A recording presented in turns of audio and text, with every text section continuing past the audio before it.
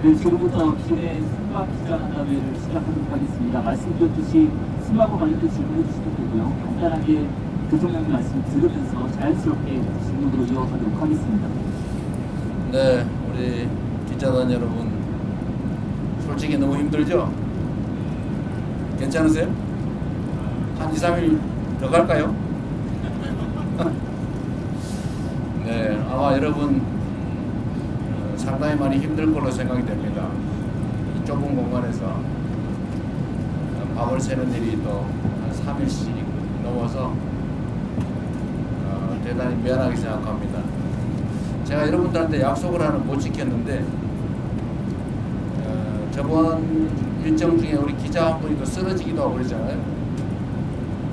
그래서 이번 순방부터는 일정을 좀 여유 있게 잡기로 제가 약속을 했는데 이 양반들이 이거 제가 뭐 부하들 탓하는 건 아닙니다만 또 빼곡하게 잡아가지고 여러분들 저번보다 더 힘드실 것 같아요. 사실 뭐 저도 마찬가지입니다만 정말로 다음부터는 좀 더 여유 있게 일정을 잡도록 하겠습니다. 근데 이번에는 정해진 일정도 있는 데다가 어쨌든 상대국 사정도 있고 해서 좀 이렇게 됐다는 점 이해 바라고, 어쨌든 중동 외교를 포함해서 우리가 외교의 기반을 정리하는 단계라서 좀 무리하게 다니고 있는 측면이 있습니다. 다음부터는 조금 행복한 순방이 되기를 기대하면서 여러분들의 궁금한 점에 대해서 말씀을 들어보도록 하겠습니다. 네, 손을 들고 질문 있으신 분들 손을 들어주시기 바랍니다. 먼저 CBS 이준기 부장님부터 들어보겠습니다. 네, 대통령님 일주일 동안 성경 순방하시느라 고생 많으십니다. CBS 이준입니다. 저는 이번 순방의 의미에 대해서 좀 더 듣고 싶은데요. 방금 간단하게 말씀해 주셨지만 이번 순방 크게 중동 3개국 그리고 G20 정상회 두 가지로 나눠서 볼 수 있을 것 같습니다. 이 중에서 중국 3개국 순방에 대해서 좀 질문을 드리고 싶은데요. UAE 같은 경우는 강훈식 부서실장이 특사 활동을 하면서 어느 정도 정치자금 됐었지만 이집트와 튀르키예 같은 경우는 뭐 아이스브레이킹이나 라포 형성의 느낌이 다소 강했다 이렇게 보여준 측면이 있습니다. UAE와 이집트, 튀르키예 같은 경우는 전통적인 중동의 이제 강호 국가들인데 이번 순방을 이를 국가로 정하신 점이 이제 신정부가 중동 국가의 외교에 어떤 물꼬를 튼다 이렇게 좀 이해하면 되면서 이 부분에 설명해 주시면 감사하겠습니다. 뭐 굳이 더 추가 설명이 필요 없을 만큼 잘 이해하고 계신 것 같습니다. 잠깐 말씀드렸지만 우리가 이제 남아공은 G20 회의 때문에 뭐 당연히 가는 것이고, 근데 중동은 어쨌든 우리 외교의 한 중요한 축입니다. 그리고 이번에 방문하는 3개국은 역시 중동 지역의 핵심 국가죠. 그리고 대한민국과의 역사적 관계도 특별하고, 또 방위산업이라든지 또는 뭐 무역 투자 각종 분야 협력 분야에서 여러 가지 새로운 아이템들도 발굴하고 기존의 협력 관계도 좀 강화할 필요가 있어서 지금 기반을 단단하게 한다는 측면에서 핵심 국가 중심으로 지금 가고 있는 겁니다. 네, 또 질문 있으신 기자분들 문화일보 나인석 부장님. 대통령님 안녕하세요. 문화일보 나인석입니다. 오늘 저는 그 대통령께서 중국, 일본 총리 이제 각각 회동을 하셨습니다. 네. 근데 지금 이제 지금 여러 나라로부터 중국 경제에 대한 요구가 나오고 있고, 또 한편 무슨 문제? 중국 경제, 대중국 경제 중국 경제. 또 나오고 있고, 또 한편으로는 중국하고 일본의 그 갈등도 네. 좀 격화되고 있는 상황이지 않습니까? 네. 특히 이제 저희로서는 이 원전 건조 이슈까지 좀 얽혀 있어서 좀 복잡한 문제 같은데, 혹시 뭐 연내든 아니면 너무 멀지 않은 시점에 한중 정상회담이 성사된다면 좀 대통령께서 어떤 스탠스를 갖고 접근하실 보관하실지 여쭙겠습니다. 제가 뭐 미국 측에도 얘기하는 거고 중국 정부에도 명확하게 얘기한 거지만, 대한민국의 외교의 기본적 원칙은 한미 동맹을 근간으로 하되 중국과의 관계는 안정적으로 잘 관리한다라는 것입니다. 그 근본은 국익 중심의 실용 외교라고 할 수 있을 겁니다. 그리고 그 중 핵심은 역시 또 대한민국의 군사 안보 각 영역에서 자율성을 확대하는 것입니다. 전시작전 지휘권을 회복하는 문제도 그렇고 핵 추진 잠수함 건조를 하는 문제도 그렇고 중국과의 경제 협력 또는 민간 교류 확대도 대한민국 국익에 부합하기 때문에 당연히 해야 될 일입니다. 한미 간의 동맹에 기초한 그야말로 기존의 군사 동맹에서 예를 들면 앞으로는 경제 동맹, 첨단 기술 동맹으로까지 복합 동맹으로 발전시켜야 되는데 이 두 가지는 결코 양립 불가능한 것이 아니다라고 생각됩니다. 우리가 언제나 대륙과 해양의 중간쯤에 위치하고 있기 때문에 자칫 잘못하면 양팔을 동시에 잡아당기는 또는 중간에 낀 새우 신세가 될 수도 있지만 또 우리가 하기에 따라서는 양쪽의 입장을 적절히 중지하면서 우리의 활동 폭을 얼마든지 넓혀갈 수 있다라고 생각합니다. 우리가 세계사적으로 보면 이 반도 국가들이 두 가지 길을 갑니다. 크게 융성하거나 아니면 갈갈이 찢겨지거나. 우리 대한민국도 비슷한 위치에 있죠.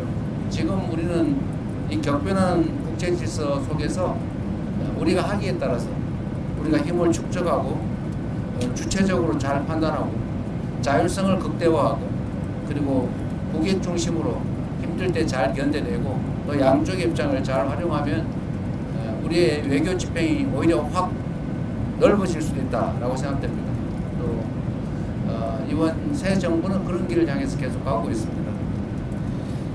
중국의 견제 문제는 서방 국가들 입장에서는 그중에 특히 미국 입장에서는 중국을 적절하게 견제하고 싶어 하죠. 또 한편으로는 견제하면서도 또 한편으로는 협력할 분야를 찾아서 적극적으로 협력을 하고 있는 게 또 현실입니다. 국가와 국가 간의 관계는 원래 그런 것이죠.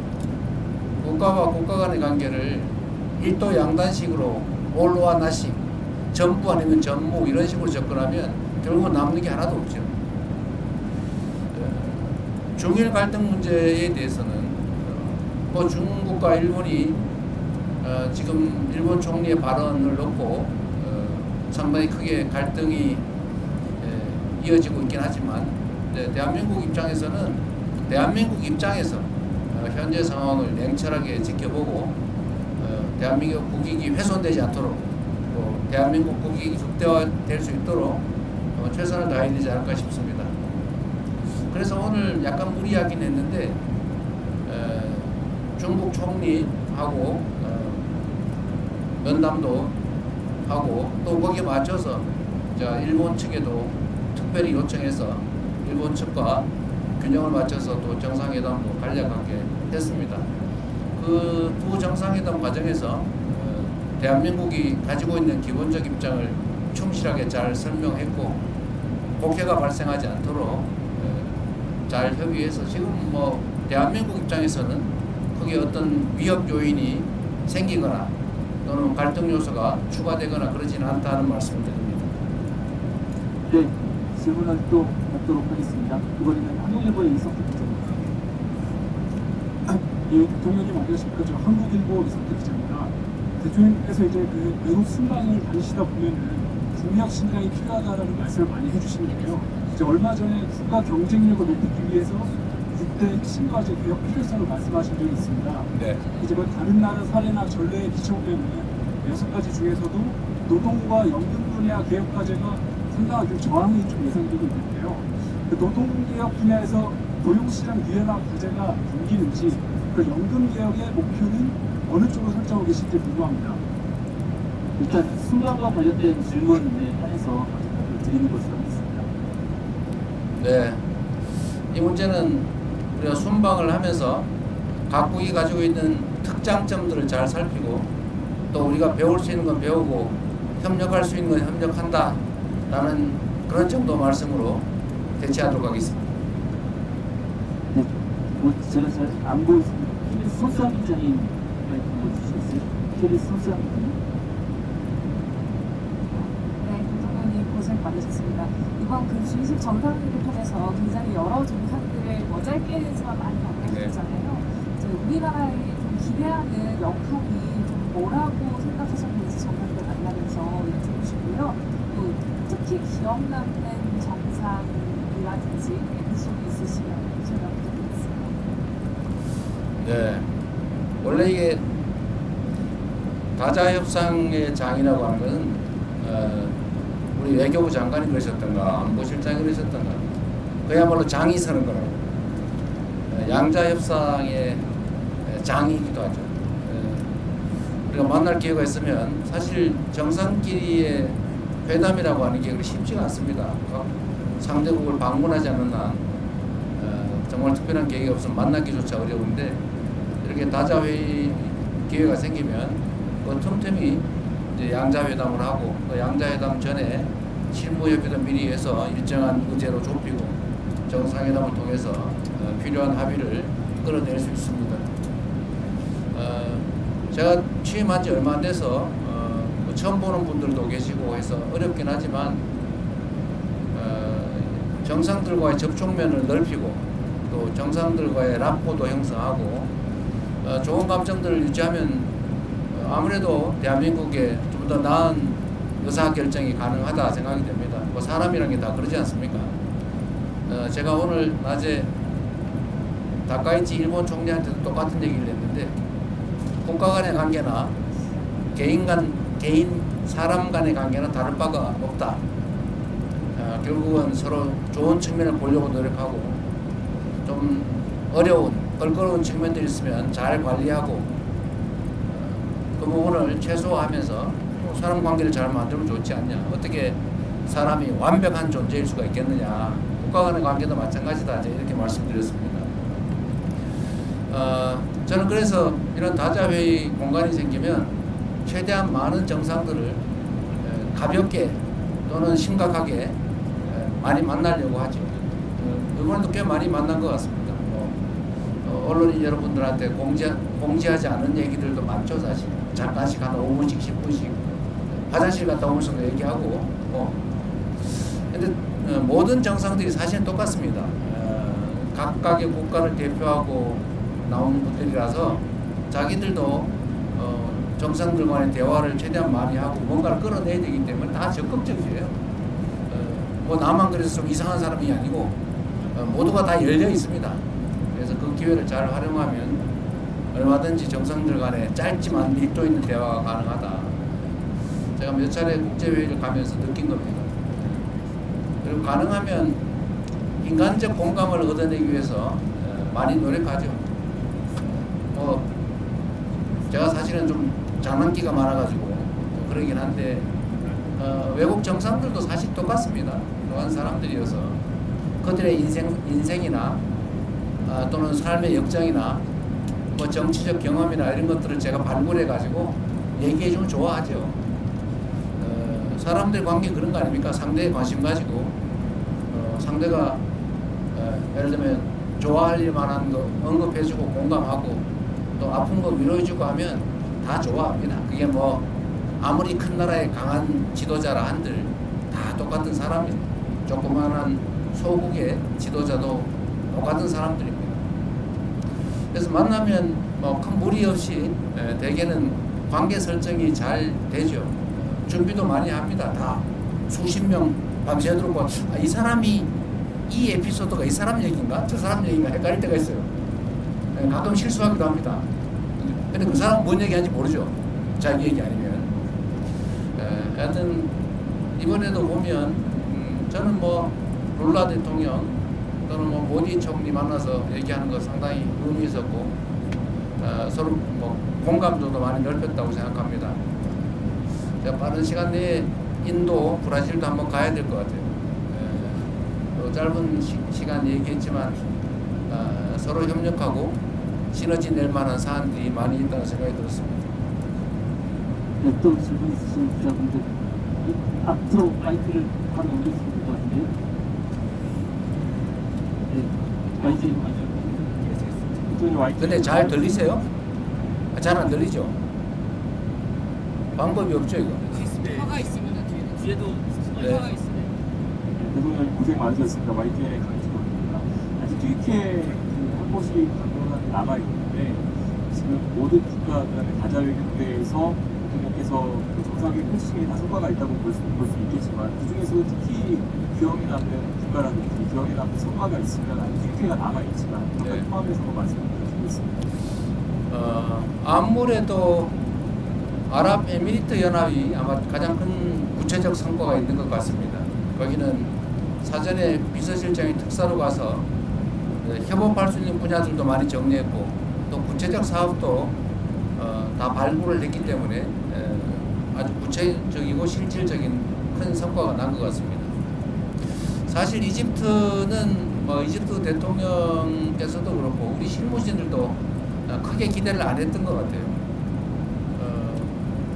그런데 제가 RCC 대통령하고 예정에 넘게 거의 예정 시간 2배 가까이 대화를 했는데 마지막에 얘기를 들어보면 한국과 이집트 간의 그 협력에 대해서 매우 구체적인 좋은 제안들을 많이 해주셨어요. 처음에는 얘기하지 않았던 건데 마지막에 저하고 둘만 남았을 때는 그 전에도 얘기하는 게 많았지만 카이로 공항을 확장할 계획인데 거기가 아마 3-4조 원 정도 들지 않겠냐 이렇게 얘기를 하고 그걸 한국 기업들이 좀 맡아서 확장하고 운영도 해주면 좋겠다 이런 얘기도 하시고 그 외에도 예를 들면 방위산업 분야 협력, 구체적 협력 얘기도 많이 해서 우리가 미리 좀 구체적으로 노력하고 사전 준비를 철저히 했더라면 또 오랫동안 교류 협력을 축적해 왔더라면 지금의 이집트와 한국 관계를 훨씬 넘어서는 더 밀도 있는 더 큰 협력이 가능했겠다라는 생각이 들었고 한편으로 아쉽다는 생각이 들면서 또 한편으로는 지금이라도 잘 됐다 이런 생각이 들었습니다.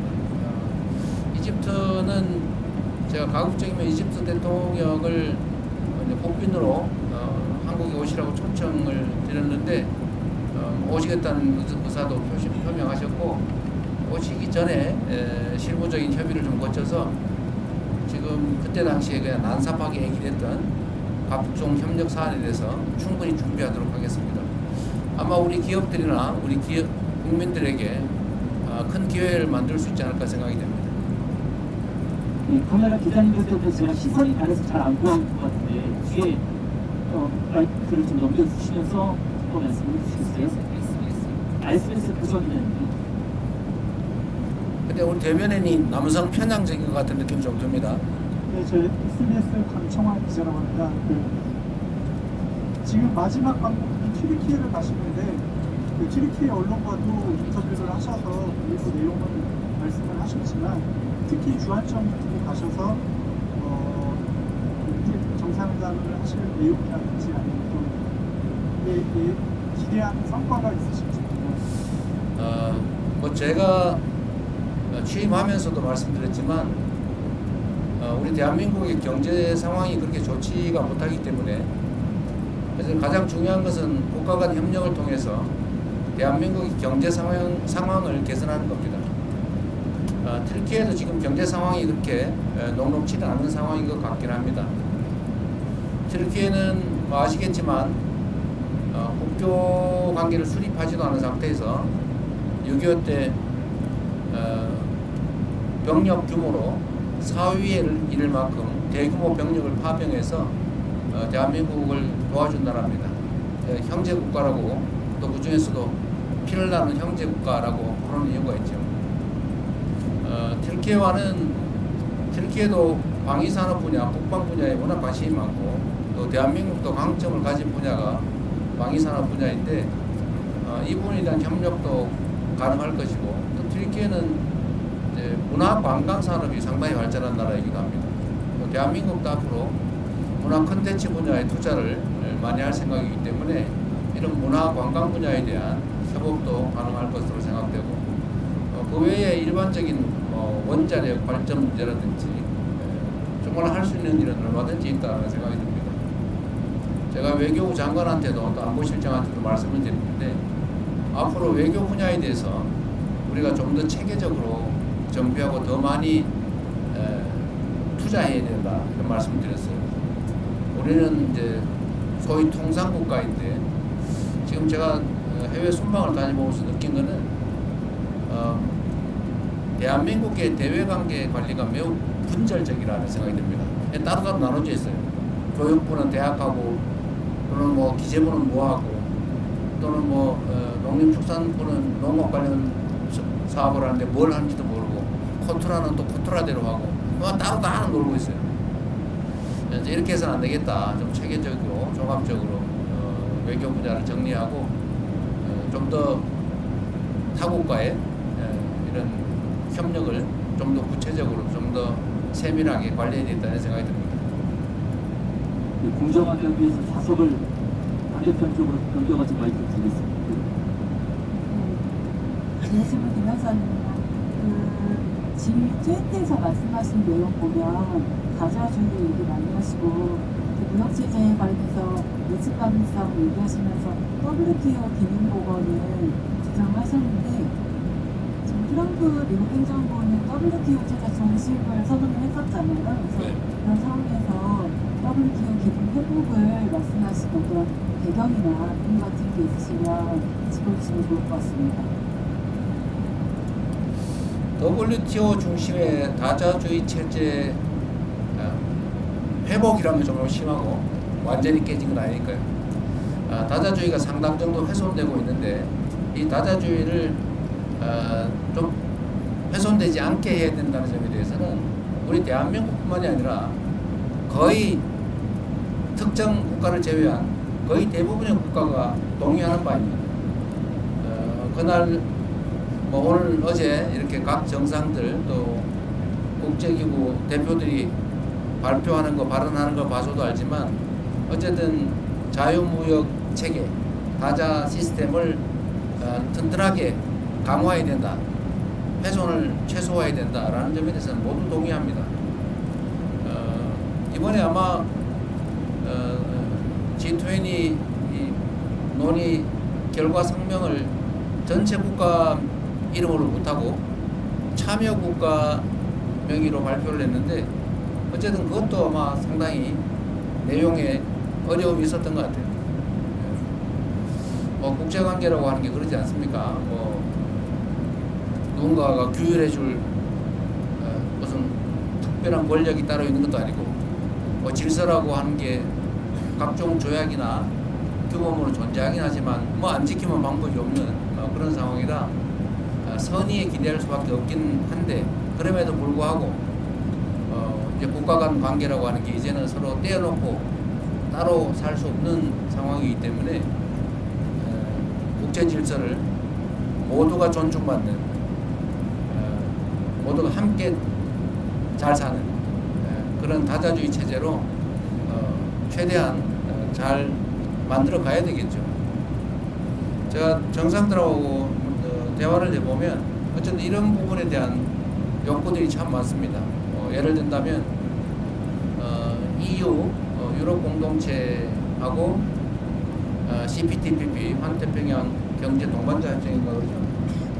이걸 결합을 하자 이런 얘기도 많고 또 특정 국가는 몇 개 국가를 좀 이해관계가 유사한 국가끼리 좀 같이 묶어보자 이런 얘기들도 많이 합니다. 그게 이제 WTO 체제가 좀 위협을 받다 보니까 또 다른 형태의 구조를 만들려고 하는 건데 어쨌든 그런 노력들까지 다 합쳐지면 그래도 자유무역 질서라고 하는 게 결국은 모든 국가가 함께 살 수 있는 거의 유일한 길이기 때문에 결국 그 길로 갈 수밖에 없을 것이라고 생각합니다. 말이라도 계속 해야죠.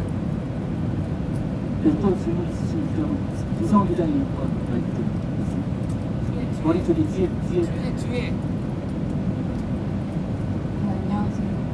김성은 기자이고요. 대통령께서 이번 순방 기간 중에 거의 모든 국가 정상들과 만나서 방산협력을 제안하시거나 또는 강구하셨었는데요. K방산에 대한 각국 정상들 반응은 좀 어땠는지 궁금하고 대통령님께서 보시기에 가장 큰 관심을 보였던 정상은 누구였는지, 그리고 강훈식 실장님 전략경제협력 특사로 운영하는 이 분야의 공을 굉장히 많이 들으신 걸로 아는데 혹시 조만간 대규모 K방산 수주 소식을 기대해도 될지, 관련 성과를 기대해도 될지 여쭙습니다. 네. 우리가 이제 다른 나라보다 좀 뛰어난 분야가 많이 있긴 한데 사실은 방위산업 분야는 정말 괄목할 만큼 다른 나라에 비해서 상대적 우위를 가지고 있습니다. 물론 뭐 미국에는 비교할 바 못되지만 사실 미국도 이제는 뭐 전투기 생산이나 전차 생산 뭐 하다못해 여러분도 잘 아시지만 잠수함 아니면 군함 생산에서 상당히 많은 문제를 노출하고 있죠.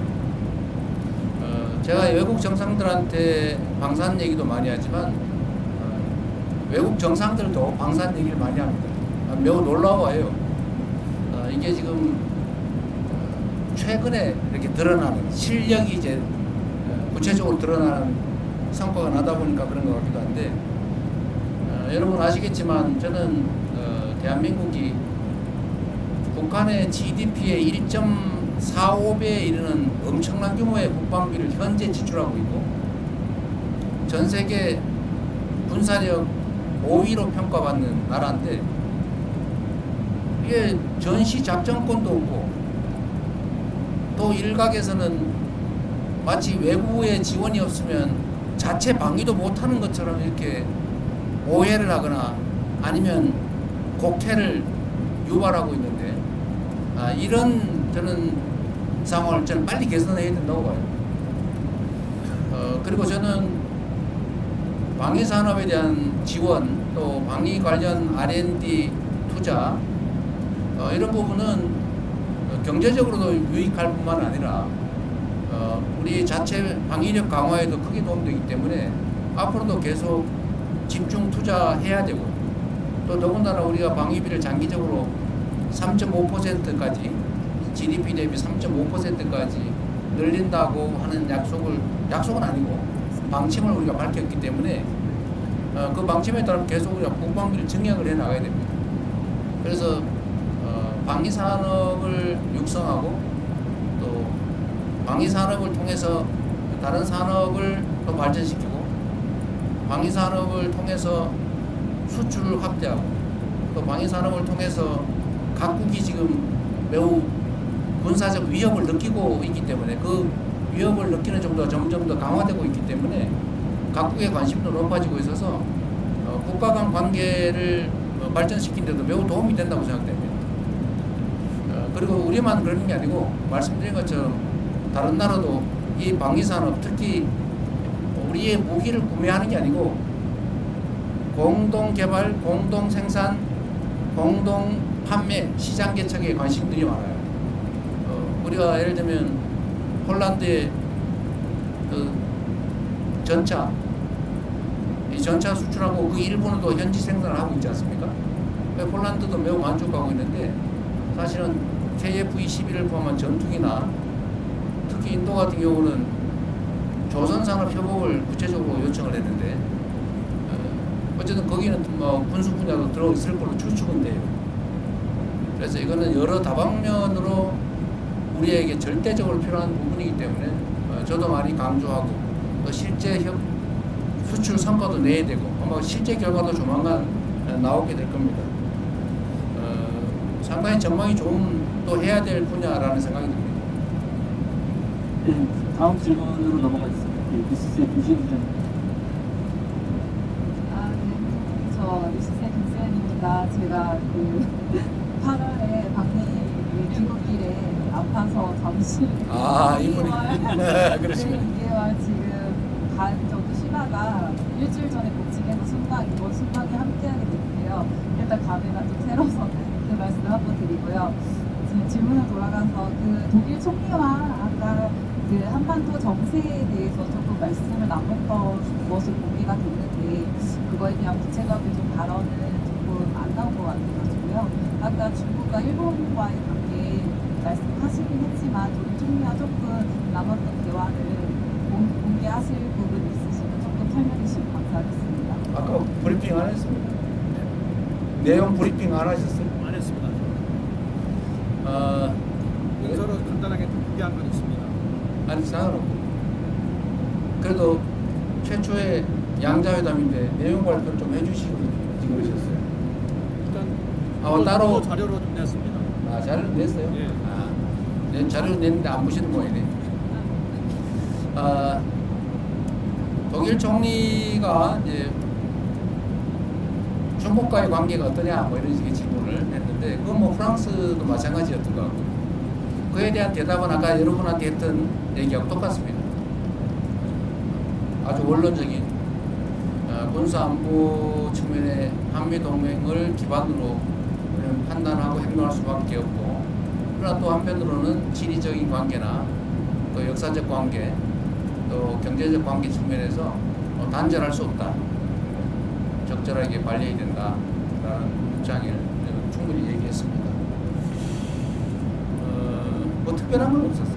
뭐 어차피 한 3, 40분 얘기하는 건데 우리가 독일하고 얘기가 너무 많이 길었죠. 한 40분.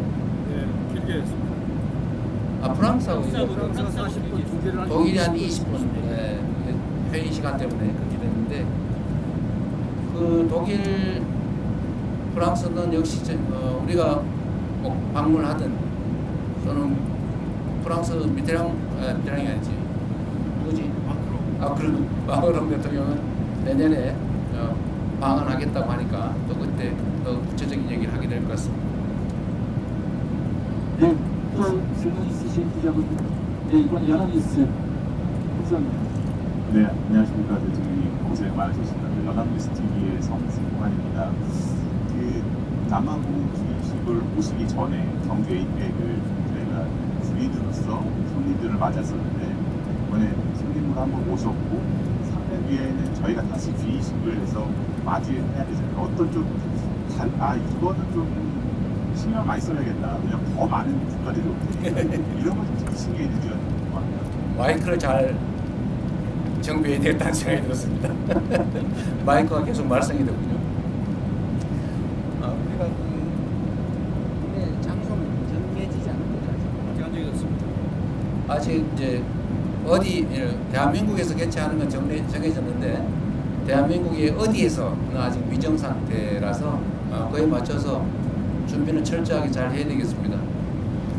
APEC은 김인석 총리께서 워낙 잘 챙겨서 특별히 문제가 없었던 것 같은데 다음 회의도 잘 준비해야 되겠다는 생각이 듭니다. 이게 국제회의는 어쨌든 전 세계 언론들이 다 지켜보는 상태인데 세밀하게 준비를 잘 안 하면 좀 국격에 의심을 받을 수도 있겠다 그런 생각이 좀 들긴 합니다. 충분히 투자할 만한 일이라는 생각이 듭니다. 네, 또 한국경제 문제부터. 대통령 안녕하십니까. 한국경제신문 한재영입니다. 모디 총리가 조선업 협력을 얘기를 하면서 소다자 협력이라는 용어를 사용했던 걸로 알고 있는데 그게 구체적으로 어떤 협력 모델을 제시한 것이고 거기에 대해서 대통령께서는 어떤 판단을 좀 하셨는지 궁금합니다. 모디 총리는 이제 조선부 분야 협력을 하자고 하면서 이제 예로 든 게 인도, 한국, 일본 이렇게 3국 간 조선 부자에 대한 협력 체계를 구축하는 게 어떻겠냐라는 그런 말씀을 하셨습니다. 근데 우리는 좀 더 그 부분에 대해서 판단할 여지가 남아있기 때문에 우리는 충분히 제안은 잘 들었고 추후에 논의하자 이렇게 얘기했습니다. 네, 또 혹시 질문 있으신 기자분, 네, 세계일보. 네, 안녕하십니까. 대통령님 고생이 많으십니다. 궁금한 부분이 이번 G20 정상회의에서도 그렇고 각국을 방문하실 때 AI라든가 기본 AI 이런 부분을 많이 말씀해 주셨는데요. 그에 대한 각국 정상들의 반응이라든가 아니면 우리가 AI 정책하고 관련해서 긴밀히 좀 협력을 할 수 있겠다 이런 생각이 좀 국가를 각별 있으셨다는 말씀입니다. 이번 G20의 핵심 의제 중에 하나도 AI를 어떻게 공정하게 잘 활용할 거냐라는 것입니다. 대한민국이 모두를 위한 AI라고 하는 정책을 추진하고 있는데 그 대한민국이 하고 있는 모두를 위한 AI는 우리 국민 모두도 포함되지만 세계 모든 나라도 동시에 포함합니다. 근데 대개의 나라들이 지금은 자칫 잘못하면 인공지능 분야에서 특정 몇 개 국가에 종속될 가능성이 매우 높고 이 점에 대해서 정상들 중에는 걱정을 하는 사람들도 있습니다. 독자적으로 이걸 투자해서 해결하기는 어려운데 이거를 그렇다고 끌려가기는 어렵고 이런 걱정을 하고 있어서 제가 예를 들면 이집트 대통령한테는 그런 얘기를 했죠. 이집트 인구가 1억 명인데 앞으로 결국 세상은 인공지능 중심으로 바뀌어갈 거고 거기에 끌려가는 것보다는 동행하는 게 그래도 낫다. 그래서 한국과 인공지능 분야에 대해서 서로 협력을 하는 게 어떻겠냐라고 얘기했고 그 점은 동의하는 바가 있었습니다. 우리의 기획 중에도 제3세계의 인공지능 분야에 대해서 제3세계와 협업을 해서 제3세계를 독립적으로 인공지능 시스템을 특히 LLL 시스템을 포함해서 좀 구축을 함께 해주자라고 하는 계획도 가지고 있습니다. 그게 우리의 시장을 넓히는 길이기도 하죠. 의외로 이 분야도 인공지능 분야에 관한 협력 관계 구축도 앞으로 대한민국이 해야 될 중요한 아이템이 아닐까 싶은 생각이 들었습니다. 네, 또 질문 있으신 분께 질문 받겠습니다. 서울경제 송정기. 네, 대통령님 서울경제 송정호 기자입니다. 지금 12일 만에 G7에 가셨을 때가 엊그제 같습니다. 그때는 이제 민주화 한국이 복귀했다, 국제사회에 복귀했다 이런 말씀을 많이 해주셨는데 그 사이에 어느새 한미, 한일 그리고 아세안의 AP까지 G20까지 다녀오셨습니다. 이 사이에 대통령께서 보실 때 회의 정상들이 실제로 어떤 반응들이 달라졌는지 그게 궁금하고요. 네. 그리고 아까 말씀 중에 그 2028년 G20 같은 경우에는 아직 도시가 정해지지 않았다라고 말씀하셨는데 항상 지론이 지방도시를 생각을 하시니까 지방에서 할 수도 있다는 생각을 하시는지 궁금합니다. 네, 쉬운 말씀 먼저 드리면 2028년에 할 일이고 아마 내년 정도에는 어느 정도 윤곽을 잡아서 내후년부터는 준비를 해야 되겠죠. 근데 저는 기본적으로 가능하다면 지방에서 하는 게 좋겠다는 생각은 갖고 있는데 글쎄 그때 가서 상황이 어떨지는 잘 모르겠습니다.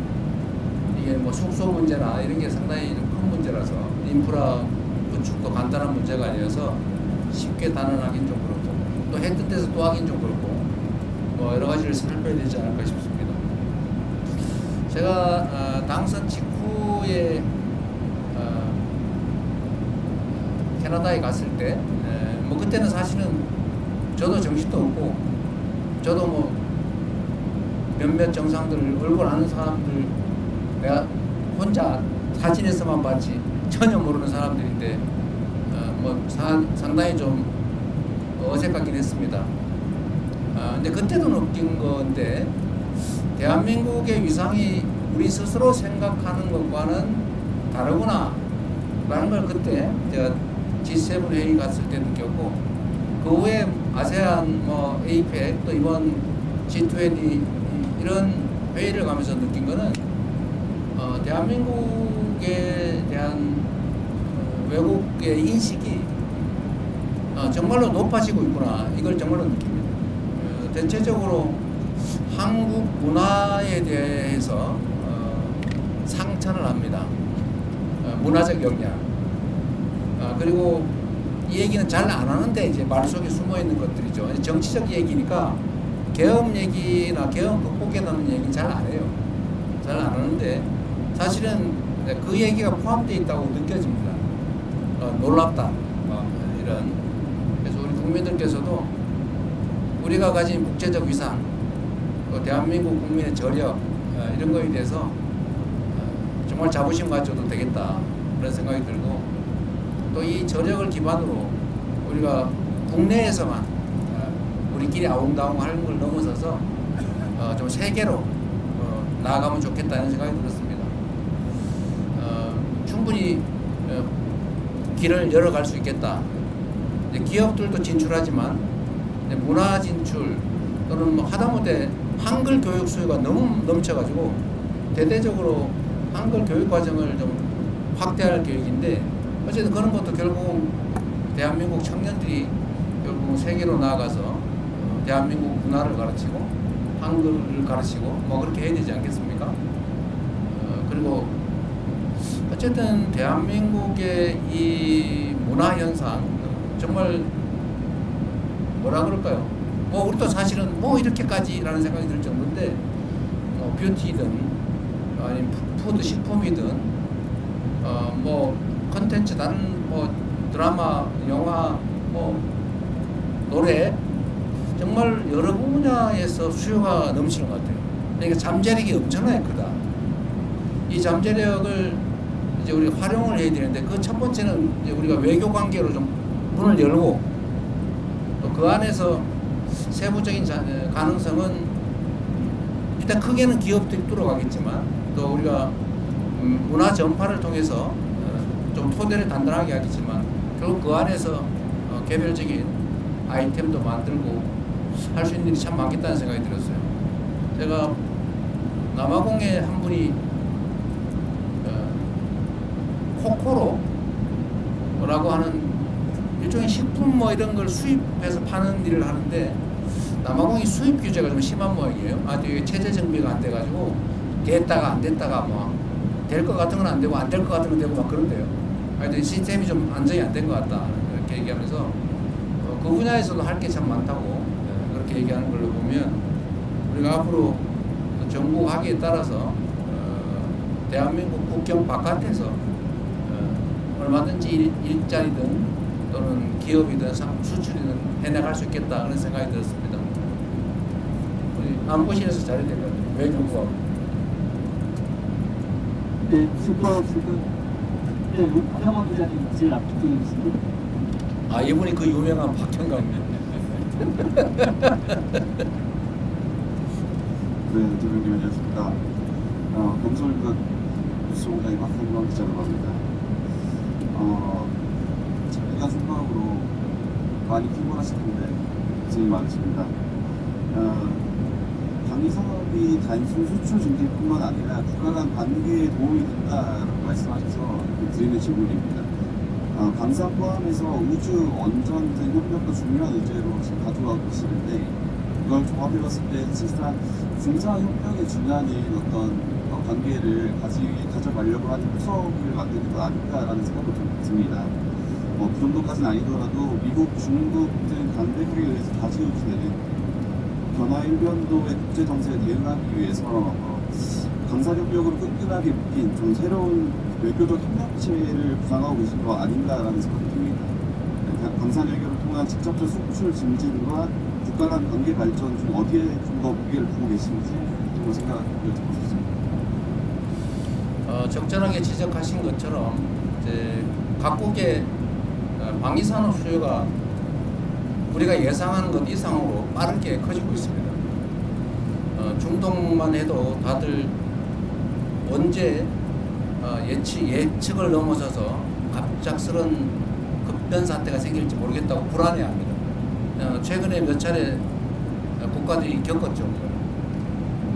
이건 아닌데 라고 하다가 좀 비상 상황을 겪는 일이 벌어지다 보니까 어쨌든 방위산업 또는 군사 안보 분야에 대한 수요가 상당히 많이 늘고 있습니다. 뭐 중동도 그렇지만 다른 나라들도 비슷하죠. 물론 이제 요구 수준이나 또는 강도는 좀 떨어질 수 있습니다. 아프리카 마찬가지고 남미도 좀 비슷해 가고 있지 않나요?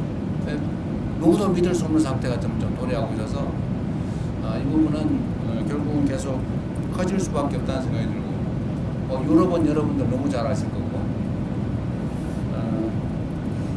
국가 간 관계 강화의 뭐 한 축이 될 수도 있고, 이게 특히 협업을 하게 되면 공동 기술 개발, 공동 생산 이런 식으로 하게 되면 이게 군사 안보 협력을 안 할 수가 없어요.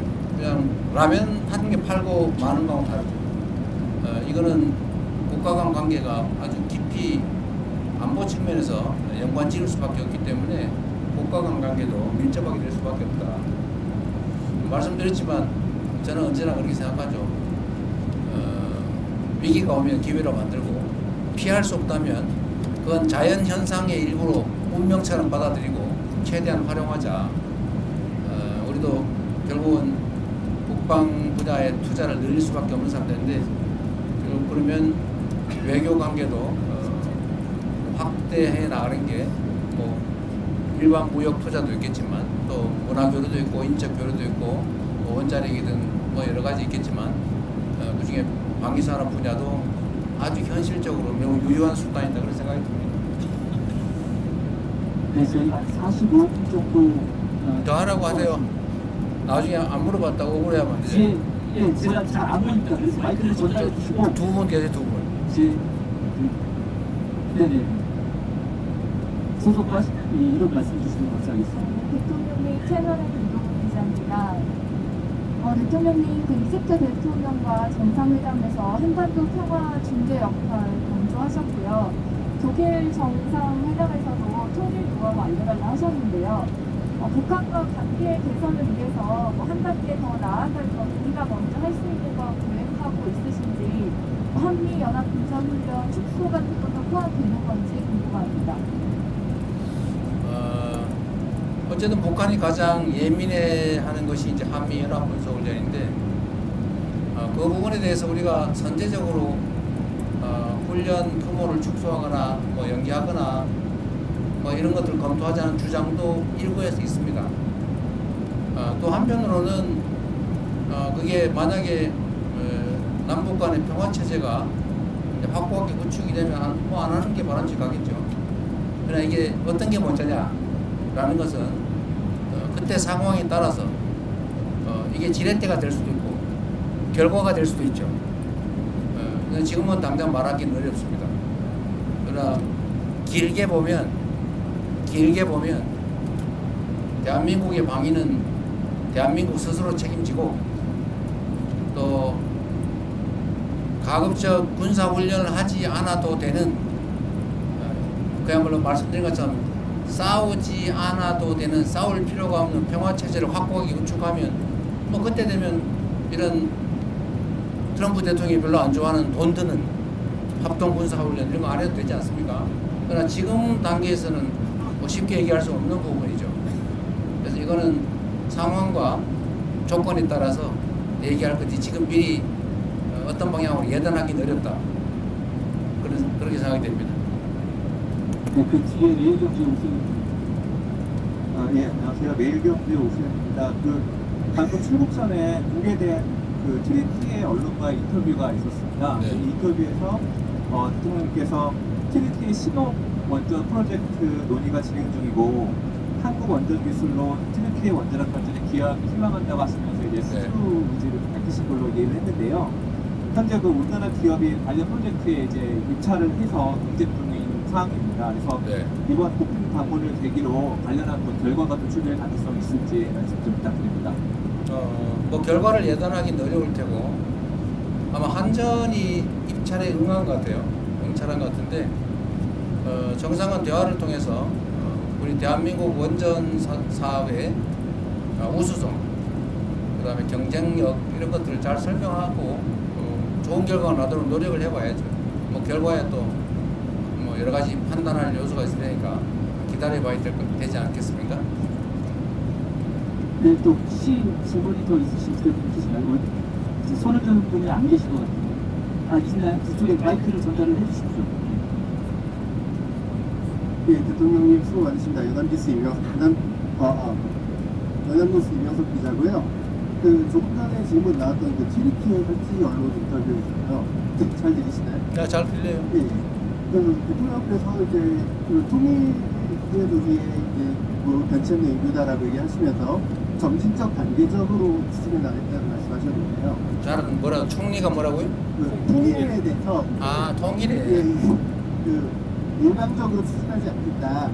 점진적 단계적으로 추진을 해 나가겠다라는 얘기를 하셨는데 이 얘기는 결국은 지난번에 흡수 통일에 대해서 추진하지 않겠다는 거랑 마찬가지로 이 정부에서는 좀 시간이 걸린다고 하더라도 충분히 대화를 가지고 장기적으로 접근하겠다는 뜻으로 저희가 받아들여도 되는 건지 궁금하고요. 그리고 같은 맥락에서 지난번 1회 때 북미 정상 간 대화가 아쉽게도 좀 무산이 됐는데 혹시 다음 모멘텀으로 이 통일 문제를 진전시킬 수 있는 다음 외교적 모멘텀이 뭐가 있을지 생각하시는 분이 있으면 설명해 주시면 감사하겠습니다. 네. 남북 관계는 참으로 안타깝게도 매우 적대적이고 대결적 양상으로 바뀌었습니다. 아주 초보적인 신뢰조차도 없어서 아주 극단적인 발언 또 극단적인 행동을 보여주고 있습니다. 북한 측이. 아시겠지만 지금 군사분계선 기준으로 북한이 3중 철조망을 치고 있어요. 이게 6.25 전쟁이 이제 휴전으로 끝나고 그 이후 정말 수십 년 동안 안 하던 일입니다. 지난 윤석열 정권 당시에 북한으로 가는 철도 다 폭파했습니다. 북한으로 가는 도로 다 파내고 둔덕을 쌓았습니다. 말씀드린 것처럼 전 군사분계선에 3중 철책을 설치하고 있어요. 다시 감시초소 설치하고 그 군사분계선 설치한다고 뭐 지뢰 매설한다고 우리 측하고 그쪽하고 서로 생각하는 경계가 달라서 그쪽은 자기 땅이라고 왔다 갔다 하는데 우리가 보니까 넘어왔다 그래서 경보 사격하고 넘어가고 이러고 있어요. 언제 우발적인 충돌이 벌어질지 모르는 상황까지 갔습니다. 그리고 남측을 북한은 적대적 두 국가다. 이제는 뭐 전지 원수다. 이렇게 얘기하고 있지 않습니까? 일체 모든 연결선이 다 끊겼습니다. 일체 대화 접촉 자체를 거부하고 있어요. 매우 위험한 상태죠. 우발적 충돌이 발생하면 해결할 길이 없습니다. 아무리 적대적인 국가 간이라도 비상연락망은 원래 가지고 있어요. 한 라인은 다 있지 않습니까? 원래 오른쪽으로 싸우면서 오른손으로 싸우면서도 왼손으로 악수하고 그러는 게 세상의 이치인데 여기는 완전히 다 단절했어요. 정말로 안타까운 일이죠. 이게 과연 대한민국의 국익에 바람직하냐? 전혀 아니지 않습니까? 결국은 통일 문제, 안보 문제, 이 국익에 관한 문제를 정략의 대상으로 삼아서 다 망가뜨린 정말로 이해하기도 어렵고 용납하기 어려운 일들이 실제로 벌어진 겁니다. 이 상황에서 우리가 할 수 있는 일은 무엇이냐? 이미 그랬던 거 어떡하냐? 포기하고 강경일변도 정책을 계속할 거냐? 그럼 더 나빠지겠죠.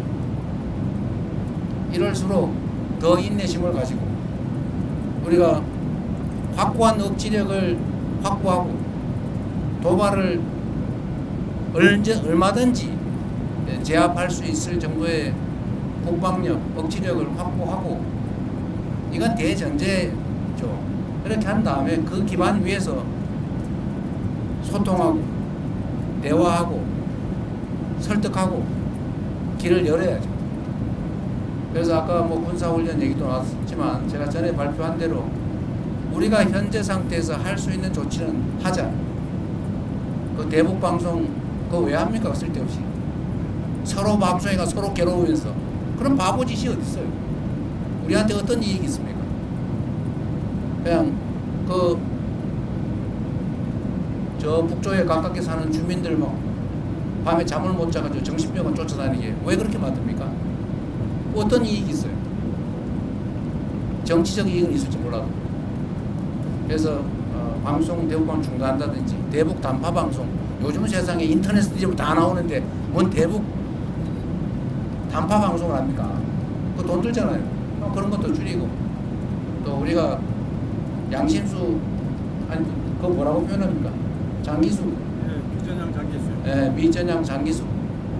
지금 나이들 다 90 넘어가지고 오늘 내일 언제 돌아가실지 모르는 분들인데 북한으로 자기 고향으로 가겠다는 걸 그건 뭐 막습니까? 그거 잡아놓으면 뭔 도움이 돼요? 그래서 그 노력조차도 반응이 없어요. 이런 상황에서는 그래도 대화하려고 노력하고 끊임없이 우리의 선의를 전달하고 의심하면 한 번 얘기하는 것보다 두 번 얘기하는 게 낫겠죠. 끊임없이 노력해서 바늘 구멍이라도 뚫어야죠. 자꾸 피하면 쫓아다니면서 얘기도 하고 말도 붙이고 뭐 안 듣겠지만 군사분계선 불명확하니까 이거 사고 나겠다. 진짜 총격전이 벌어질 수도 있겠다. 서로 자기 땅이라고 우기다가 이런 거 대화해서 선을 긋자. 이런 거라도 해야죠.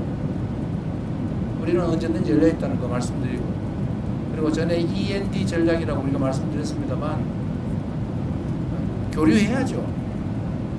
아니 다른 어떤 나라와 다 교류하고 대화하면서 왜 북한하고만 안 합니까? 어쨌든 교류하자. 그리고 관계 정상화를 우리가 지지한다. 전 세계와 교류해라. 우리하고는 좀 늦더라도. 그리고 마지막으로 단기적으로는 일단 핵 동결하고 중기적으로는 감축하고 장기적으로는 비핵화하자. 시간이 걸릴지라도 지금 상태로 방치하면 1년에 10개에서 20개씩 핵탄도 계속 만들고 있고 미사일 ICBM 기술 계속 개발해가 완성도를 높이고 있는데 지금이라도 중단하면 모두에게 이익 아니냐. 그러니까 일단 중단 협상이라도 시작하자. 그걸 우리가 못하면 미국하고 북한이라도 서로 하시라 라고 하는 게 우리의 기본적인 방침인 거죠. 물론 당연히 우리가 흡수통일 그런 얘기 왜 합니까? 뭐 흡수해서 뭐예요? 거기서 생겨나는 엄청난 충돌을 어떻게 할 겁니까? 엄청난 비용을 어떻게 감당할 거예요? 책임도 못 질 얘기를 정치인들이 쓸데없이 하느라고 괜히 갈등만 격화되지 않습니까? 우리 흡수통일할 생각 없다. 통일에 관한 우리의 관점은 일단 대화하고 평화 공존하고 그 다음에 얘기하자. 갑자기 통일 얘기하면서 뭐 대박 이렇게 얘기하니까 북한이 이거 쳐들어오는 거 아니야? 이래가지고 철조망 치고 도로 끊고 장벽 쌓고 철도 끊고 막 그러잖아요. 무인기 가서 막 보내가지고 약 올리고 얼마나 긴장되겠습니까? 이거를 일종의 업보죠. 개인도 그렇지만 국가도 업보를 쌓은 겁니다. 시간이 걸리겠죠. 그 업보를 줄이기 위해서 그 업보를 쌓은 노력 이상의 노력을 그것보다 더 많은 시간의 투자가 필요하지 않을까 생각합니다. 네, 아마 더 질문 있으신 분이 안 계신 것 같습니다. 저희가 거의 뭐 1시간 가까이 네, 마지막이었어요. 네, 기자 간담회를 했습니다. 그러면 네. 이것으로 기자 간담회를 마치도록 하겠습니다. 어쨌든 여러분 뭐 박수 치면 누구 욕해요. 어쨌든 여러분 너무 고생이 많으십니다. 제가 이렇게 해외 순방을 다녀보니까 또 교민들을 이렇게 만나보니까 참 절박하다는 생각이 들었어요. 또 한편으로는 정치 또 국정이 하기에 따라서 참 많은 걸 할 수 있겠다 그런 자신감도 생깁니다. 몸이 좀 피곤하긴 하지만 그래도 정상들을 만나고 방문하고 또 현지에 이런저런 의견들 들어보고 또 개선책들 만들다 보면 참 보람 있는 일이라는 생각이 들긴 합니다. 저는 그래도 좀 넓은 공간에서 좀 편하게 가는 편인데 이 좁은 공간에서 10몇 시간씩 비행기 타고 가는 거 얼마나 힘들겠어요. 그래서 앞으로는 저기 어디 갔습니까? 이거 일정 짜는 사람들 누구예요? 여기 의전팀이 짭니까? 이 양반이 공보 출신인데도 이게 기자 배려를 안 하고 네? 언론들 배려를 안 하고 이렇게 저도 죽을 지경입니다. 무슨 일정을 이렇게 정상 외교 순방 일정을 이런 식으로 어디 이집트 가면 박물관이라도 한번 가봐야지 세상에. 네? 하루 종일 뺑뺑이 돌리다가 바로 다른 나라 그것도 밤에 출발해가지고 새벽에 도착해서 또 뺑뺑이 돌리고 좀 반성하세요. 저를 위해서가 아니고 우리 언론인들 생각해서 또 쓰러지면 어떡할 겁니까? 이번엔 더 힘든 것 같은 제목입니다. 몸 관리 잘 하십시오. 자, 고맙습니다.